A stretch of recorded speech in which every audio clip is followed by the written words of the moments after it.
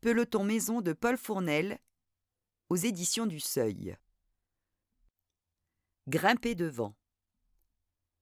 Je suis sortie seule dans la descente. J'ai pris des risques parce que je me sentais bien. J'étais claire et je voulais anticiper les changements de rythme et les accélérations brutales des purs grimpeurs au pied du dernier col.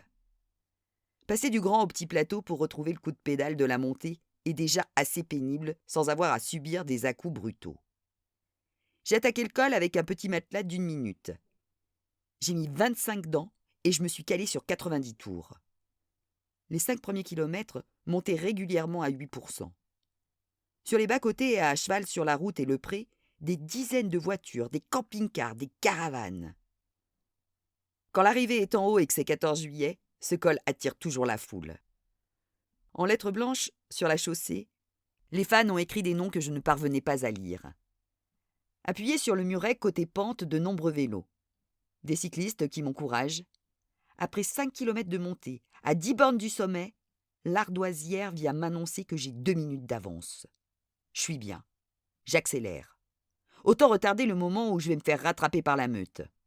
Mes jambes sont bonnes. Je peux accélérer et ralentir. Je fais un temps de danseuse.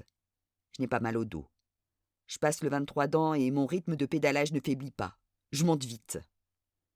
Petit à petit, à l'approche du sommet, la foule se fait plus dense sur les bas-côtés. On crie mon nom. Un gaillard torse nu court à ma hauteur pendant une centaine de mètres. Je ne sais pas s'il est très fort ou si je suis lent. Il vocifère et je ne comprends pas un mot de ce qu'il dit. À 5 kilomètres du sommet, la chaussée se rétrécit et ce sont 3 rangs de spectateurs qui se pressent de part et d'autre de la route. Il ne me laisse qu'un passage étroit et je n'ai plus le choix de mon chemin. Je ne m'appartiens plus.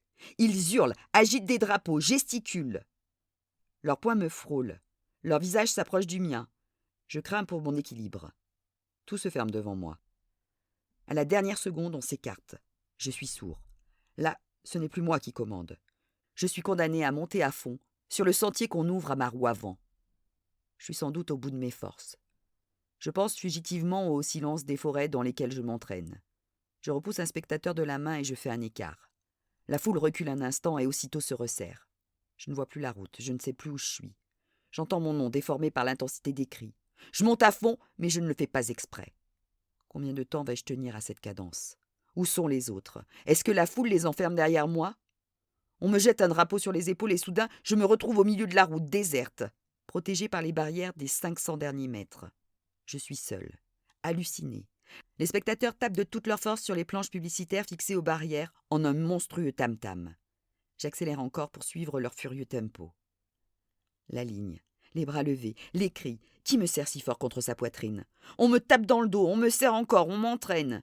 Déjà un micro. Pensez à ce que m'a dit le gars de la com. L'équipe a été formidable, la marque est solide, le matériel tient bon. J'avais les jambes. Oui, c'est ma plus belle victoire. Une étape de montagne sur le tour. Sourire surtout. Ne pas cracher ses boyaux en direct. Sourire. On m'entraîne. Il faut aller là, puis là. Enfile un maillot propre. Le protocole, respecter le protocole. Tiens, quitte tes chaussures cyclistes, mets ça. Donne-moi ton casque. Coiffe-toi. N'oublie pas de boire ton jus de cerise. Podium, podium, c'est par là. Et je me demande à quel moment précis mon corps aura le temps de me dire que je suis épuisée.